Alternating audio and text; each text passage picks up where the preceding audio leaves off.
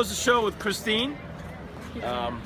Christine, we had some technical difficulties. Just kind of get a good signal right by the boardwalk. But guys, does anybody here own dogs? Yeah. Hey, how you doing? All right. All right, Howie. All right, there we go. You know what? I bet some of you people who own dogs are not giving your dogs the right food. Christine Filardi wrote a book, Home Cooking for Your Dog, and if you buy the book and get some of the recipes, your dog will live a nice, long, hearty life. Christine, talk about what motivated you to write the book, Home Cooking for Your Dog, and why it makes such a big difference in a dog living a long life. I should have the book, which is in my bag. Go grab it. Thanks, Howie. So the reason why I wrote this beautiful book. Give it up for the book! She wrote this beautiful book! Thank you. Really what motivated me was the fact that it's very frustrating as a dog owner to know that there's much better options out there for our pets. And I began feeding a raw diet to my pets about 15 years ago.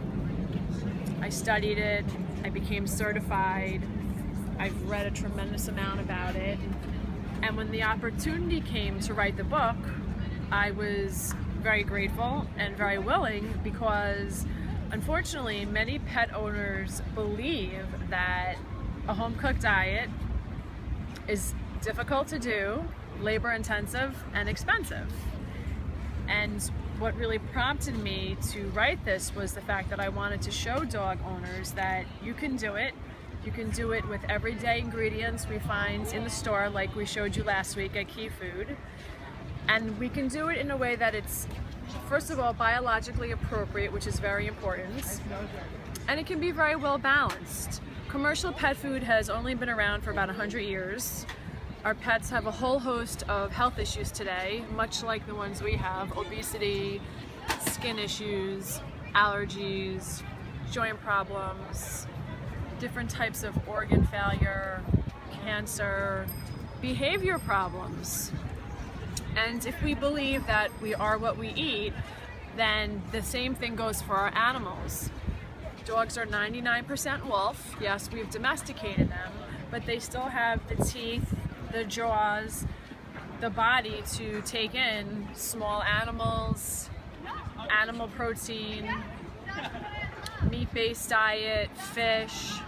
So really, to get back to what you asked me, Howie, it's really to give information to pet owners in a way that it's accessible and it's practical and it's really affordable. My book takes you through the steps. First, we start with a transition diet. We do cooked. We do simple, basic cooked recipes to make it easy for you. And then we move on to raw diets. You can do cooked and raw as long as you stick to homemade. I never advocate vacillating between commercial pet food and homemade food. Commercial pet food and homemade.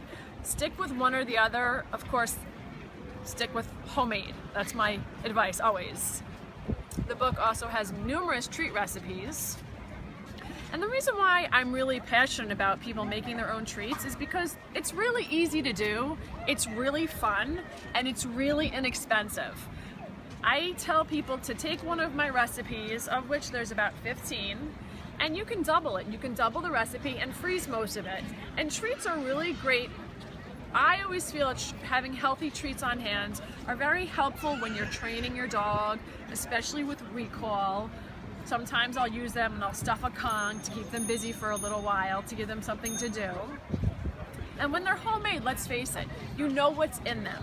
You know what the ingredients are. You know how you cook them. You know how you're storing them. Nothing can beat homemade food and nothing can beat homemade treats. It's something that I'm very passionate about because I feel like giving pet owners really the truth about what their pets deserve and need is part of the reason that I was put on this lovely planet. Right. So thank you so much, Howie, for giving me a few extra minutes to talk about home cooking for your dog. All right, excellent.